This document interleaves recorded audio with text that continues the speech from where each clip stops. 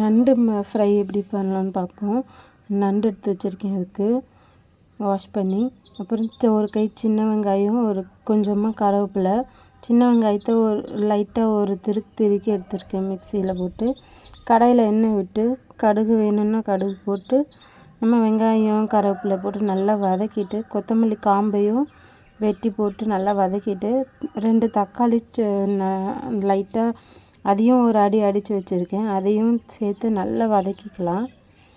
வதக்குனதும் லைட்டாக மஞ்சத்தூள், கரம் மசாலா தூள், மிளகாய் வேணுன்றவங்க மிளகாய் ஆட் பண்ணிக்கலாம். நம்ம எவ்வளோ காரம் வேணுமோ அதுக்கேற்ற மாதிரி காரம் போட்டுக்கலாம். நல்லா அந்த மசாலாலாம் வெந்ததும் நம்ம க்ளீன் பண்ணி வச்சுருந்த நண்டை ஆட் பண்ணி நல்லா அப்படியே தண்ணி விடாமல் நல்லா அப்படியே அதுலேயே வேக விடலாம்.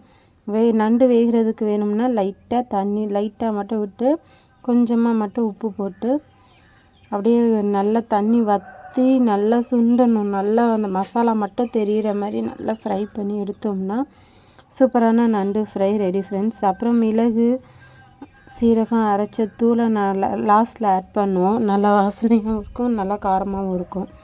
ட்ரை பண்ணி பார்த்துட்டு எப்படி இருக்குன்னு சொல்லுங்கள் ஃப்ரெண்ட்ஸ். தேங்க்யூ.